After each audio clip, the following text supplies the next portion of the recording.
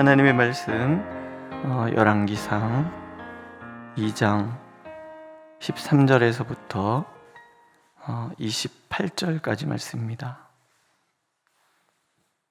열왕기상 2장 13절에서 28절.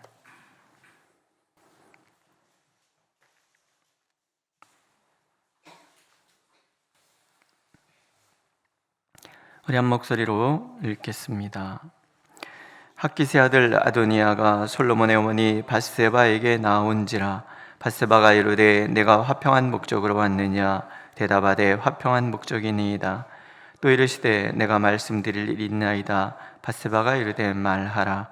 그가 이르되 당신도 아시는 바이거니와 이 왕위는 내 것이었고 온 이스라엘은 다 얼굴을 내게로 향하여 왕으로 삼으려 하였는디 그 왕권이 돌아가 내 아우의 것이 되었음은 여호와께로 말미암음이니이다. 이제 내가 한 가지 소원을 당신에게 구하오니 내 청을 거절하지 마옵소서. 밧세바가 이르되 말하라. 그가 이르되 청하건대 솔로몬 왕에게 말씀하여 그가 수넴 여자 아비삭을 내게 주어 아내를 삼게 하소서. 왕이 당신의 청을 거절하지 아니하리이다. 밧세바가 이르되 좋다. 내가 너를 위하여 왕께 말하리라.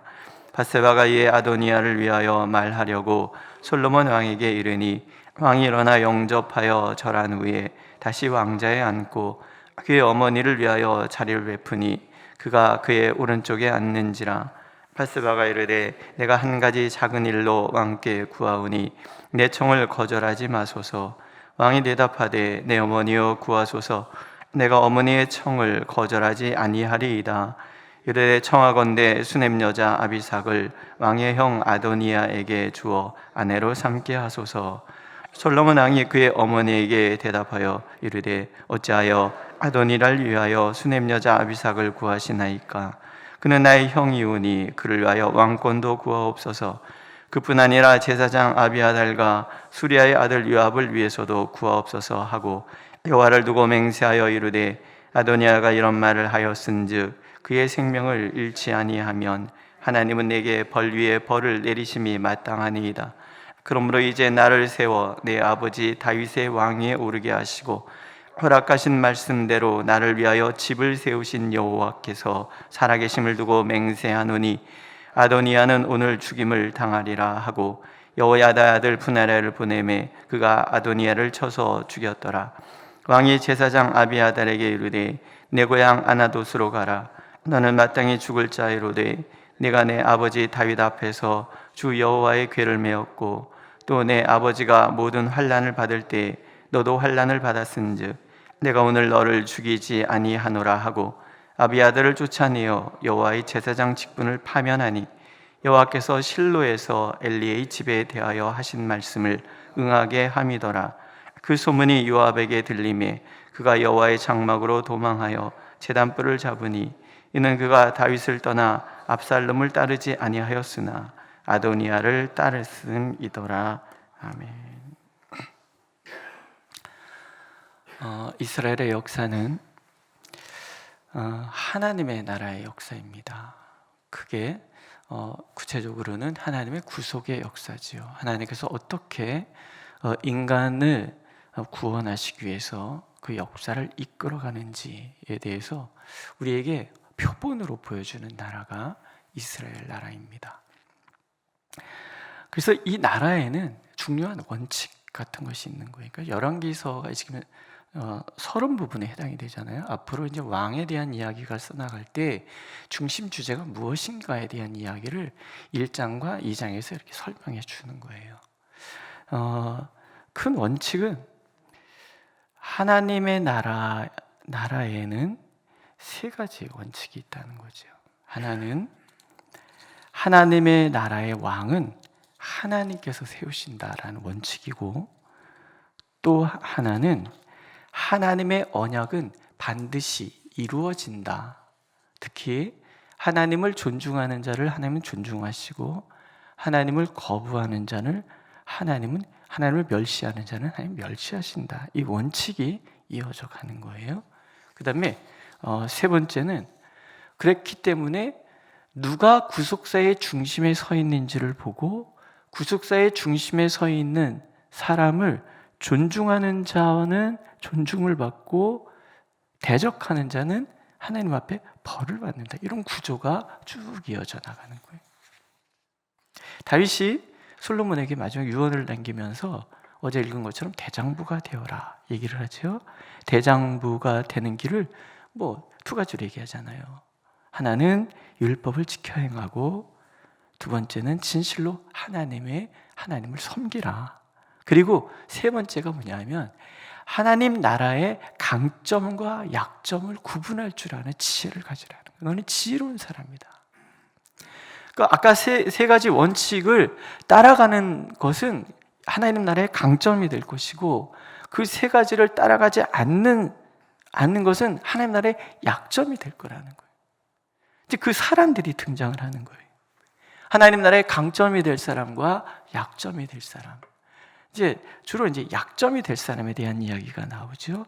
그 중에 이제 첫 번째 원칙, 하나님의 나라의 왕은 하나님이 세우신다. 그러니까 구속사의 중심에 서는 것은 오로지 하나님의 선택에 달려 있다라는 거예요.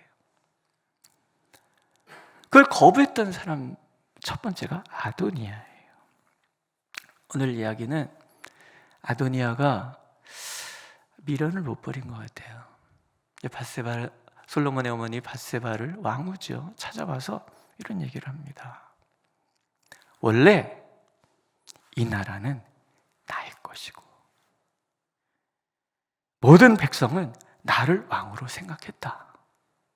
그러나 하나님이 솔로몬을 왕으로 세웠기 때문에 내가 왕이 되지 못했다. 그러나 나는 대가를 받아야 되겠다. 다윗의 어쨌든 왕후 중에 하나잖아요. 후궁이란 말이죠. 아비삭, 수냄 여인 아비삭을 나에게 달라. 내 아내를 삼게 해달라. 이걸 솔로몬 왕에게 가서 청하라. 이런 얘기를 하는 거예요. 이 왕의 부인을 차지한다는 것은 곧 내가 왕권을 갖고 있다는 상징적인 의미가 있단 말이죠. 그러니까 아도니아는 오로지 내가 형이기 때문에 당연히 내가 왕이 되어야지, 이런 생각을 갖고 있지, 하나님께서 솔로몬을 세웠다라는 의식을 갖고 있지 않은 사람이에요. 하나님의 나라 구속의 역사를 하나님이 주인공이 되어서 하나님이 이끌어간다라는 의식이 없는 사람은 결국은 구속사의 흐름을 방해하는 사람이에요. 오늘 우리 삶도 마찬가지잖아요. 내 삶에 일어나는 모든 것을 하나님께서 주관하신다라는 믿음이 우리가 없다 그러면 우리는 끊임없이 불평하고 원망하고 좌절하고, 반대로 내가 이루어진 것 때문에 교만에 빠질 수밖에 없다라는 거예요. 일어나고 있는 모든 일들 가운데 하나님이 드러나게 당신을 계시하시진 않으시지만, 그러나 이 흐름 속에서 하나님이 어떻게 우리를 인도해 가시는지를 볼 수 있는 눈, 이걸 우리가 가져야 되는 거예요.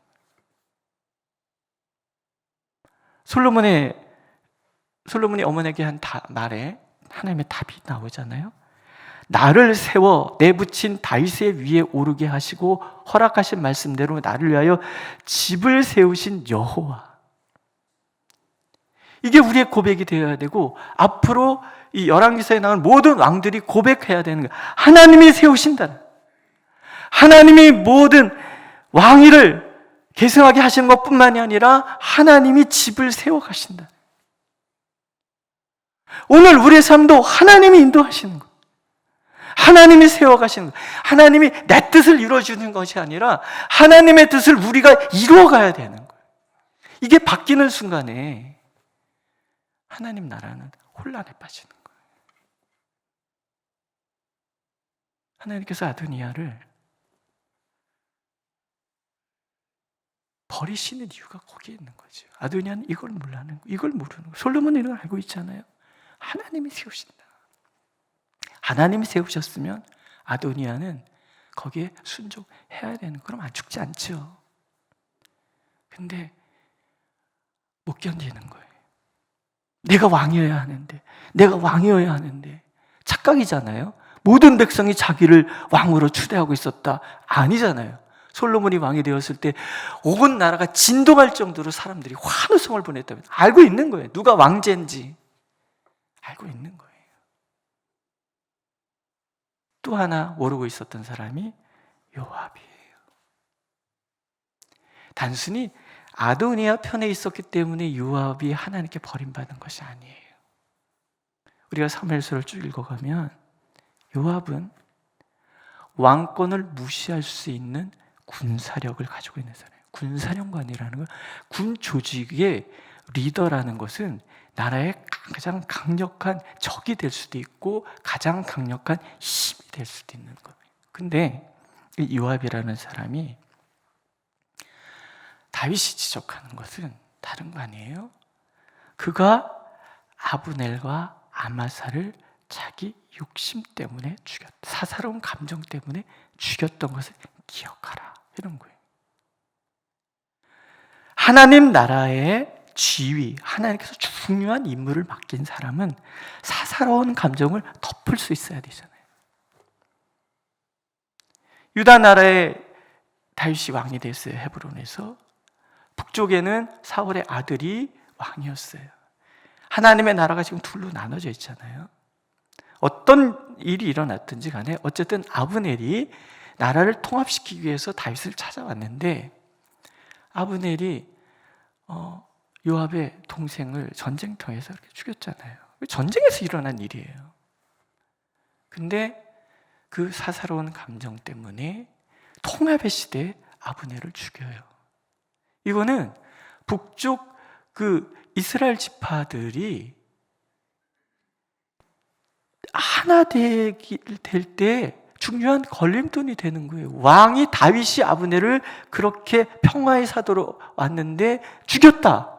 그 얘기는 나라가 분열될 위기에 있는 거예요. 그러니까 다윗이 이렇게 드러내죠. 자신이 죽인 것이 아니라는 것을 드러내기 위해서 금식을 하고 막 이런 행동을 할 수밖에 없는 거예요. 안 그러면 나라가 지금 완전히 둘로 나눠질 그럴 위기에 있잖아요. 결국은 다윗의 그런 행동이 모든 백성들의 마음을 사로잡았고, 그래서 다윗이 하는 모든 행동을 다 좋게 보았더라. 그래서 이스라엘이 다시 하나가 됐단 말이에요. 압살롬이 반란을 일으켰을 때 군장관을 아마사로 삼았어요. 결국 압살롬이 죽고, 이 또한 유대 나라가 이제는 이스라엘에서 떨어져 나갈 위기에 있단 말이에요. 유대 지파가 압살롬을 지지를 했기 때문에.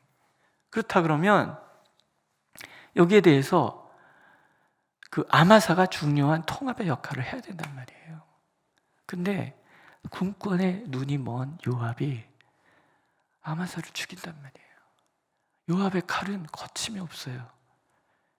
멈출 때가 있고 움직여야 될 때가 있는데, 이 사람은 자기의 감정에 의해서, 욕심에 의해서 칼을 막 휘두른 사람이란 말이에요. 이런 사람도 하나님의 나라에 있을 수가 없는 거예요. 내 감정, 내 사사로운 욕심, 교회도 마찬가지잖아요. 내 욕심, 내 사사로운 마음으로 교회를 좌지우지하고자 하는 그런 마음이 있다 그러면 하나님이 배제시키시는 거예요. 하나님 나라에서 있을 수 없는 거예요. 우리는 사사로운 감정과 공적인 것에 대해서 구분할 수 있어야 되는데 이게 사실 잘 안 되잖아요. 요압은 그런 잘못을 저지른 거예요. 그러니 딱 봐서 아도니아가 왕으로 유력해 보이니, 압살롬 때는 다윗이 분명하다는 것 본인이 알고 있단 말이에요. 그러나 아마 이 아도니아가 유력해 보이니 아도니아 편에 가서 붙는 거예요. 분별력이 없는 거죠. 결국 그것 때문에 요압은 하나님 나라에서 사라지는 거예요. 또 하나는 이제 아비아달이지요. 아비아달은 하나님의 말씀의 성취에 대한 결과다. 오늘 말씀이 설명해 주고 있어요. 다 아도니아를 지지했던 사람들이잖아요. 물러가라. 근데 죽이지는 않아요. 왜냐하면 아비아달이 다윗이 험한 세월 보내는 동안 늘 함께 했잖아요. 제사장이 사위 편을 지지한다는 거 굉장히 중요하니까. 또 제사장이잖아요. 죽이지는 않아요. 그런데 성경은 아주 친절하게 설명해 줘요. 이것은 여호와께서 실로에서 엘리의 집에 대하여 하신 말씀을 응하게 함이더라. 무슨 일이 있었어요? 엘리의 제사장 아론의 자손이에요. 아론의 자손들이 대제사장의 직무를 계승을 해가요. 엘리 제사장도 아론의 후손으로서 계승해 가는 거예요. 그 아들들이 홈리와 비느하스예요. 여러분 아시죠? 사무엘서에서 홈리와 비느하스가 하나님을 무시하는 행동을 합니다. 그렇죠? 거기에 대해서 하나님이 화가 나셔서 사람을 보내서 이런 얘기를 하세요. 내 집과 내 조상의 집이 내 앞에 영영하리라 하였지만 이제 나 여호와가 말하오니 결단코 그렇게 하지 아니하리라. 나를 존중하는 자를 내가 존중할 것이고 나를 멸시하는 자를 내가 경멸히 여기리라. 내 집에는 노인이 하나도 없게 되는 날이 있을 것이다. 대가 끊어진다는 얘기예요. 1차적으로 아나돗의 사울왕에 의해서 그 지역의 모든 사람이 죽고 그 다음에 아비아달이 다윗에게 도망가서 살잖아요. 거기까지 하나님 봐주신 거예요. 그러나 마지막 순간에 하나님께서 이 말씀을 지키시는 거예요. 내 집에 남은 사람이 각기 와서 은 한 조각과 떡 한 덩이를 위하여 그에게 엎드려 가로되 청하노니 내게 한 제사장의 직분을 맡겨 나로 떡 조각을 먹게 하소서 하리라. 직분에서 배제된 사람, 하나님의 그 성소에서 배제된 사람, 이게 말씀의 성취라는 거예요. 이 구속의 시각으로 바라보고 있는 행동하는 사람과 그렇지 않은 이 대제사장이 어느 편에 서야 되는 것은 우리는 알고 있는 거잖아요. 어느 편에 서야 돼요? 하나님의 뜻을 이루는 데 서야 된단 말이죠. 근데 대제사장이 엘리 제사장의 눈이 어두워서 분별력이 흐려졌던 것처럼 대제사장인 사람이 분별력이 없어서 하나님의 구속사가 무엇인지를 모른단 말이에요.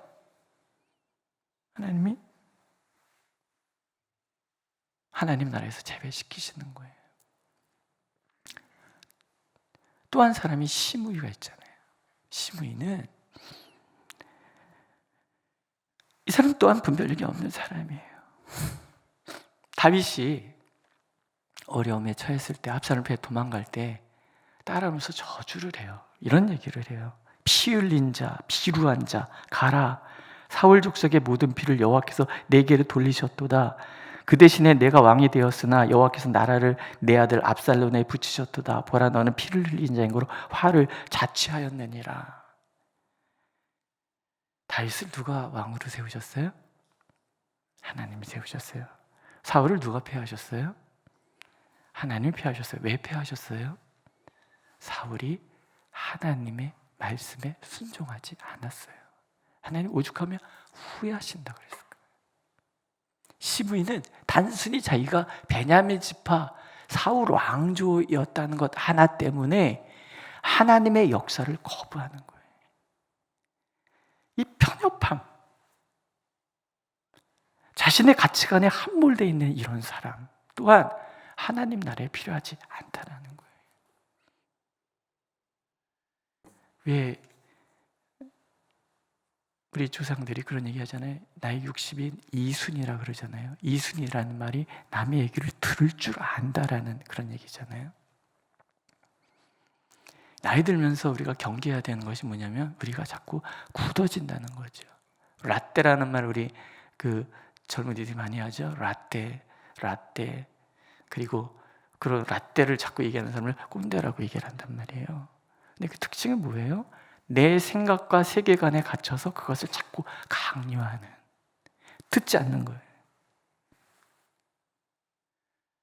하나님의 사람은 들을 수 있는 귀를 가져야 되는 거죠. 늘 나를 돌아봐서 내 마음이 혹시 단단해져서 자꾸 배척하고 있지 않느냐. 이게 심하면요, 확증 편향이라는 일종의 마음에 문제가 되는 그런 병에 들어갈 수 있는 거예요. 이게 심하면. 그렇다고 나이 드신 분이 다 그렇다는 얘기는 아니에요. 그래서 우리가 늘 우리를 돌아봐야 돼요. 내가 지금 하나님의 역사를 바라보는 개방된 마음을 가지고 있느냐, 아니면 내 생각에 사로잡혀서 그렇게